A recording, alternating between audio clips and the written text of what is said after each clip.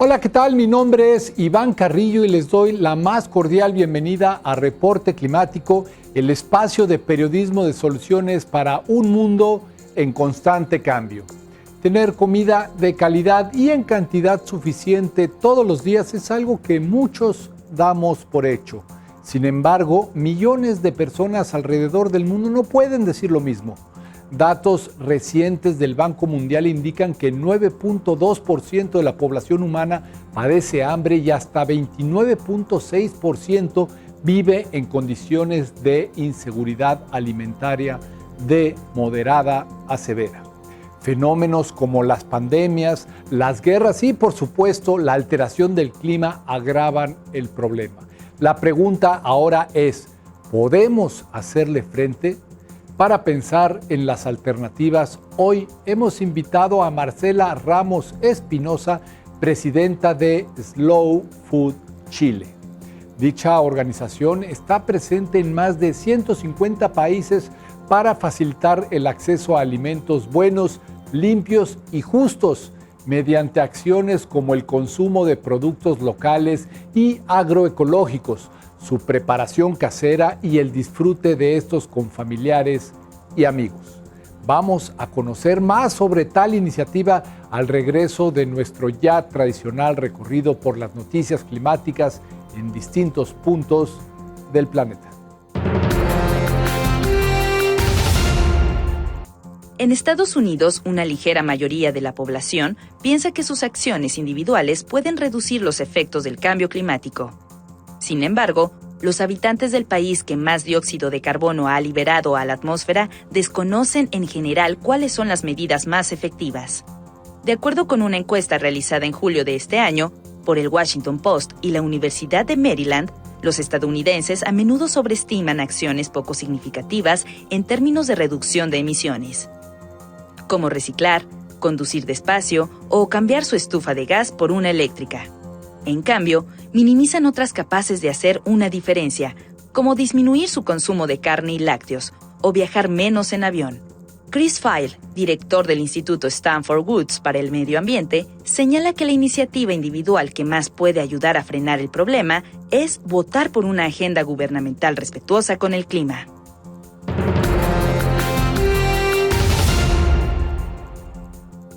El pasado 4, 5 y 6 de septiembre tuvo lugar en Nairobi, Kenia, la primera cumbre africana del clima, donde se discutieron opciones ante el cambio climático desde el continente y para el continente. Según el diario El País, Murefu Baraza, consultor en temas de energía y desarrollo, dijo durante el encuentro: «Tenemos que asegurarnos de que estamos teniendo conversaciones adecuadas. Podemos hablar de metas futuristas como la movilidad eléctrica, el hidrógeno verde, pero sin olvidar que en África subsahariana, en la mayoría de las casas se sigue cocinando con carbón o leña. El continente en su conjunto aporta apenas entre 2 y 3% de los gases que calientan al planeta, y paradójicamente es la región más vulnerable a los desastres que derivan de la crisis». Una veintena de jefes de Estado y Gobierno se dieron cita en Nairobi para forjar un frente unido rumbo a la próxima conferencia de las Naciones Unidas sobre el Cambio Climático, la COP28, a realizarse en noviembre en Emiratos Árabes Unidos.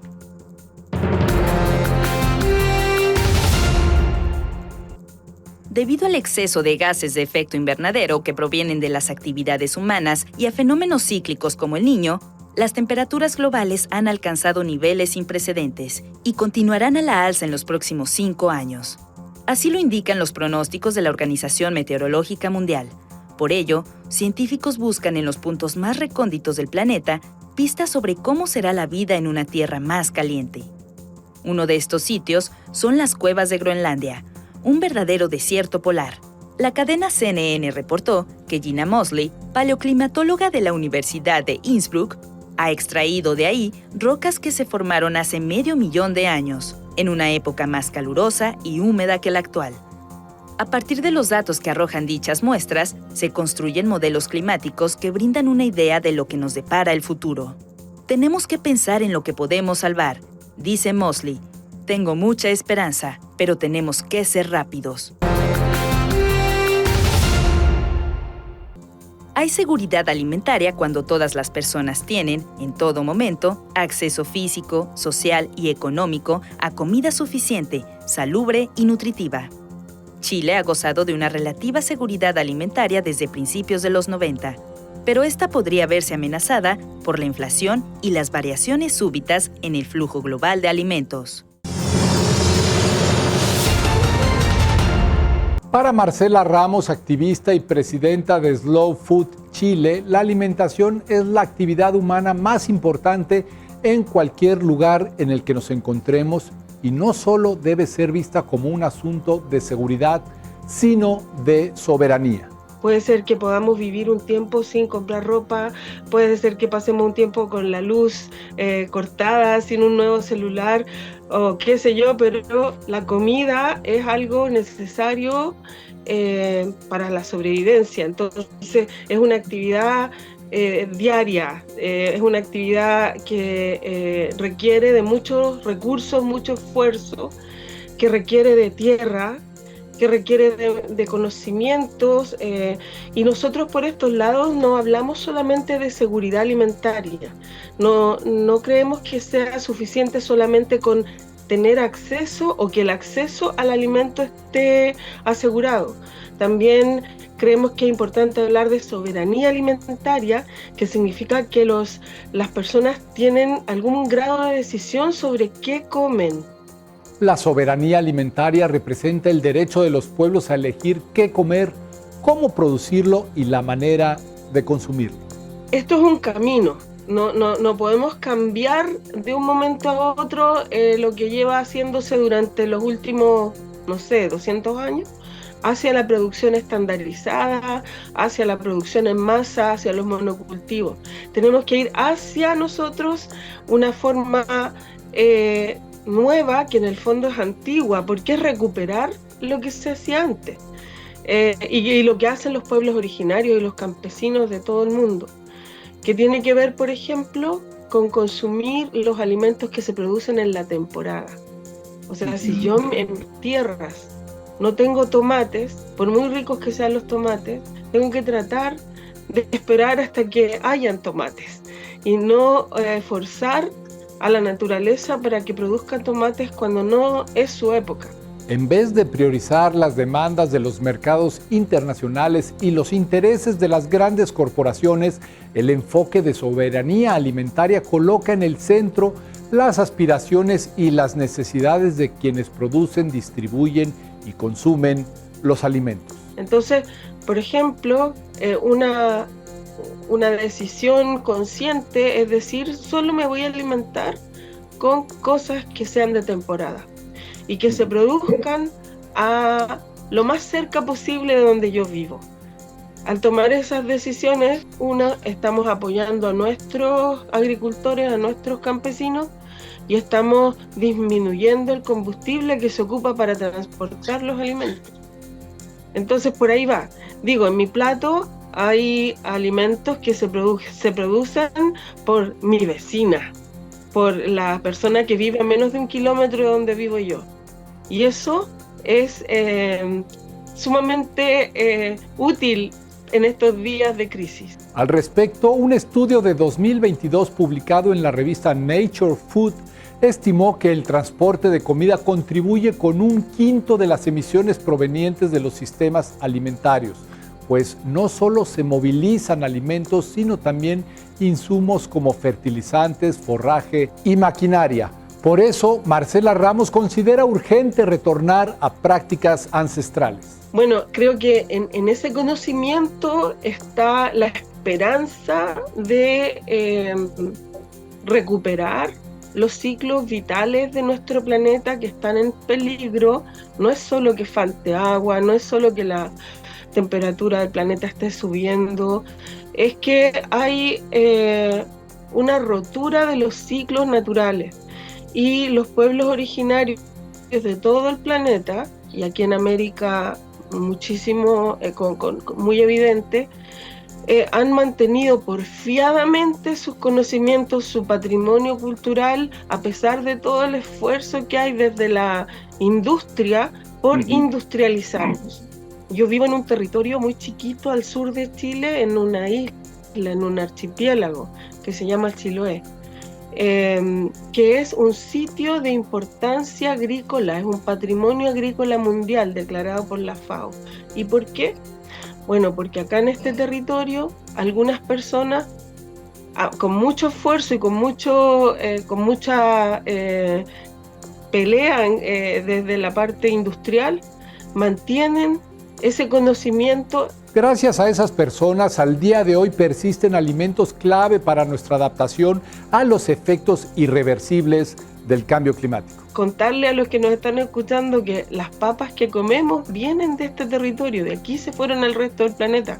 Y todavía hay, especialmente mujeres antiguas, señoras, ancianas, que guardan las semillas de papas muy antiguas que no se ven en otras partes del mundo, y que a pesar de todo lo que desde el Estado les dicen que tienen que sembrar este tipo de papa, que tienen que usar este químico para fertilizar la tierra o para desmalezar, qué sé yo, ellos no hacen caso y porfiadamente esconden las semillas, las guardan, las mantienen, y es gracias a ese trabajo que llevan de miles de años que en este minuto tenemos semillas que nos permiten alimentarnos. No es gracias a los científicos, no es gracias a la academia, no es gracias a la universidad que en este minuto hay semillas que nos permiten alimentarnos. Pero este acto de resistencia no es fácil y demanda un esfuerzo con varias aristas. Tiene que ver con la educación, con la toma de conciencia, con el respeto al conocimiento de los pueblos originarios, al conocimiento de los campesinos,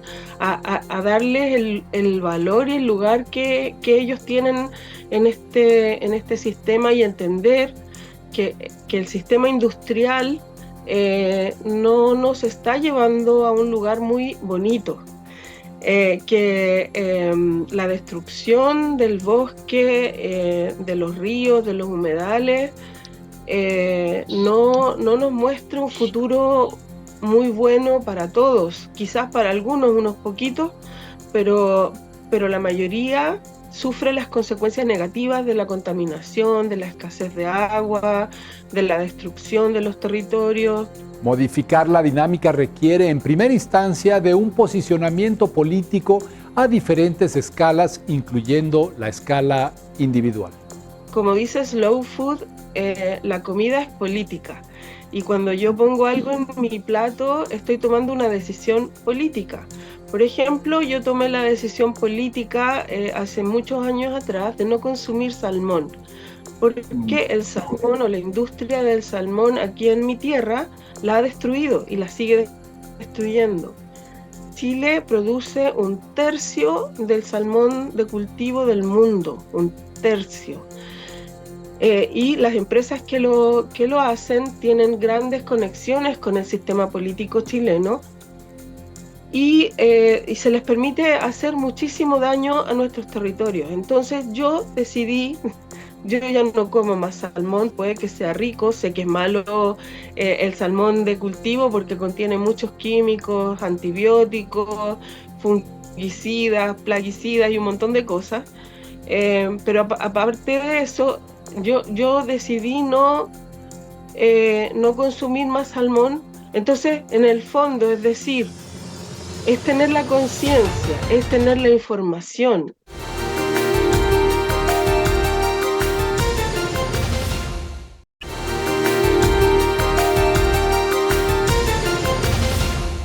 Desde la perspectiva de las Naciones Unidas, los conceptos de seguridad y soberanía alimentaria son diferentes pero complementarios, pues garantizar la alimentación de los pueblos solo es posible cuando sus gobiernos definen sus propias políticas.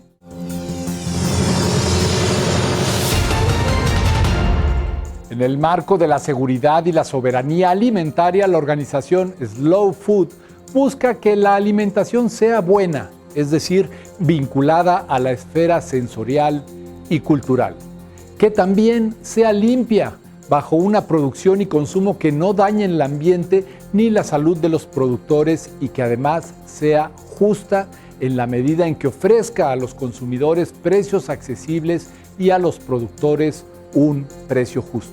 Entonces eso, es un movimiento de gente que está preocupada de la producción industrial de los alimentos, de disminuir el consumo de alimentos producidos industrialmente y de ultraprocesados, por un lado, y a fomentar el consumo de alimentos producidos, que nació en Italia hace unos 25, 30 años atrás, cuando un grupo de personas se opuso a la instalación en un pueblo pequeño de cadenas de alimentos, estas cadenas de comida rápida. En Italia la preocupación por el patrimonio culinario es bastante grande. Entonces este grupo de personas dijeron, no queremos que se instale en nuestro pueblo esta cadena de alimentos. Queremos proteger nuestro patrimonio culinario y se empezó a crecer. Empezó a crecer desde Italia, se fueron sumando otros países con esa idea que tiene que ver con proteger el patrimonio alimentario de los lugares, específicamente el producido por los campesinos, por los agricultores y agricultoras de esos lugares, buscar la alimentación en base a principios. Dependiendo de las contingencias y contextos de cada país, las comunidades de Slow Food se concentran en determinados temas. Marcela Ramos nos comparte a continuación algunos casos. Comunidades que, por ejemplo, se agrupan en torno al café, a la producción sostenible y respetuosa de ciertos elementos, por ejemplo, el café, el vino, el pescado. Hay un slow wine, un slow cheese también de queso, slow fish de peces del mar. Y por ejemplo acá en Chile nosotros somos 17 comunidades que van desde el desierto de Chile, donde hay aceite de oliva, aceitunas, queso de cabra, y luego ahí va bajando hacia los cereales, el vino, los piñones, que son la fruta del árbol sagrado de los pehuenches. Y entonces después bajando hasta Chiloé, donde, bueno, obviamente acá, como te contaba, está el tema de las papas nativas, el ajo, la chicha de manzana. Tenemos muchas manzanas que se adaptaron, las trajeron de Europa hace 400 años atrás, pero fueron adaptándose y transformándose, y ahora tenemos un montón de variedades distintas de manzanas que no existen en otras partes, porque aquí se van creando nuevas especies a través de los siglos, y hacemos mucha chicha y vinagre de manzana, por ejemplo. El objetivo estratégico de Slow Food en el país suramericano es promover el derecho a la tierra, al agua, a las semillas y a las culturas libres y vivas, para con esto garantizar alimentos a todo el pueblo chileno. Por ahí alguien dijo, muchas personas pequeñas haciendo cosas pequeñas en muchas partes pueden producir un cambio. Y es como eso, o sea, quizás no aspirar a hacer algo gigantesco, porque estamos en contra de lo mega, qué sé yo, la mega industria, Por ejemplo, yo trabajo con algas para comerlas, algas marinas. Entonces, yo me reúno con mis compañeras, compañeros, hacemos ferias, y en esas ferias hacemos educación. Y llevamos material impreso y mostramos cómo compostar la materia orgánica, cómo tratar de utilizar, esto mismo que lo conversamos hoy día, nosotros lo compartimos a través de talleres, de ferias. Por ejemplo, nosotros acá en Chiloé estamos haciendo un proyecto muy bonito, que es el rescate de alimentos patrimoniales, españoles. O sea, hicimos un estudio con unas compañeras antropólogas de alimentos que estaban presentes en sitios arqueológicos y que todavía existen. Entonces, hicimos una muestra de cómo utilizarlos, cómo cocinar con ellos. Y es educación. Slow Food le apuesta a la capacidad que tenemos las personas de reeducar nuestro gusto por la comida. Aprender a comer de nuevo cosas que nos alimenten. no solamente que vayan directo al cerebro y nos hagan creer que estamos satisfechos, sino que realmente alimenten nuestro cuerpo, o sea, que nuestro alimento sea nuestra medicina, en el fondo. Y para eso tenemos que aprender a reaprender, en el fondo, a alimentarnos de lo que la naturaleza nos da, porque es imposible que nosotros no tengamos alguna influencia en el medio ambiente, pero tenemos que tratar de consumir aquellas cosas que no dañan o dañan lo menos posible. Ir hacia consumir cada vez menos proteína animal, no dejar de consumirla, pero ir en un camino. No porque, bueno, también porque los animales merecen ser tratados en forma respetuosa, aunque los consumamos, pero porque cuando hablamos de millones de vacunos juntos en un lugar, estamos hablando de la producción de gas también que contribuye al efecto invernadero. Entonces, en el fondo, ser consciente de los efectos que nuestros hábitos alimenticios producen en el planeta y el daño que le puede estar produciendo a otras comunidades el que yo consuma un alimento u otro. En este sentido, investigaciones realizadas en América Latina sugieren que epidemias como la de obesidad no solo coexisten con la inseguridad alimentaria, sino que esta facilita condiciones de riesgo como el sobrepeso. Como que nos criaron a través de alimentos ultraprocesados que tienen ciertas características, que tienen combinaciones de azúcar, grasa, sal, que engañan a nuestro cerebro y nos hacen creer que nos estamos nutriendo, pero en el fondo no es así. Entonces, hay que hacer harta educación, harto demostrar que se puede cocinar, que no es caro también, porque hay desde la industria como que viene esa idea de que comer sano es caro. Uh-huh. Pero no es así, o sea, todos nosotros podemos tener una pequeña huertita, todos nosotros podemos plantar algunas hierbas medicinales, algunas plantas que nos sirven para alimentarnos, no es algo difícil.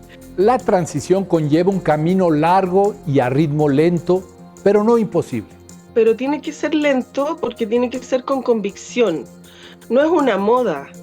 No es decir, ya, ahora todos vamos a ser, no sé, veganos. Bueno, puede ser.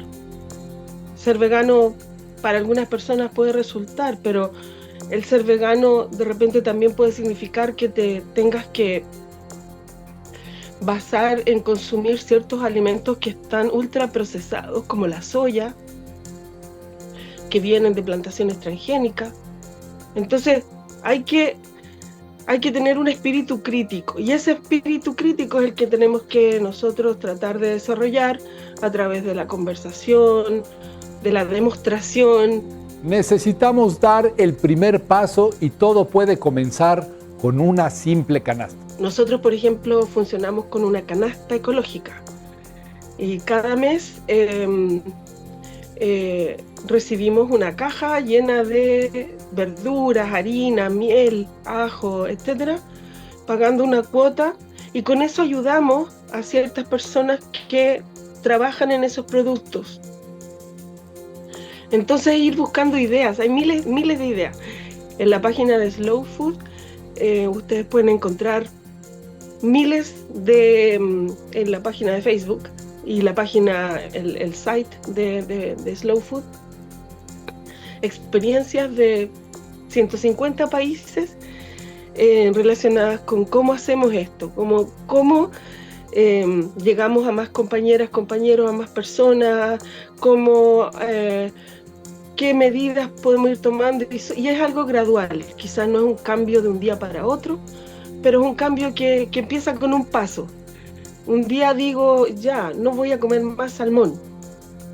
Al otro día digo, voy a tener gallinas para tener huevos en vez de, si vivo en un lugar donde se puede, voy a compostar mis desechos orgánicos. Ahora tengo abono, entonces voy a poder tener plantas aromáticas para cocinar y no voy a tener que comprarlas. O supe que mi vecina tiene una plantación de papas, le voy a comprar papas a ella y no en el supermercado.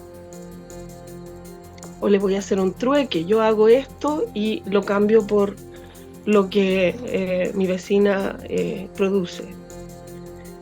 Es un pasito a la vez. Esto fue Reporte Climático. Muchas gracias por haberme acompañado. Soy Iván Carrillo y los espero la próxima semana con más periodismo de soluciones para un mundo en constante cambio.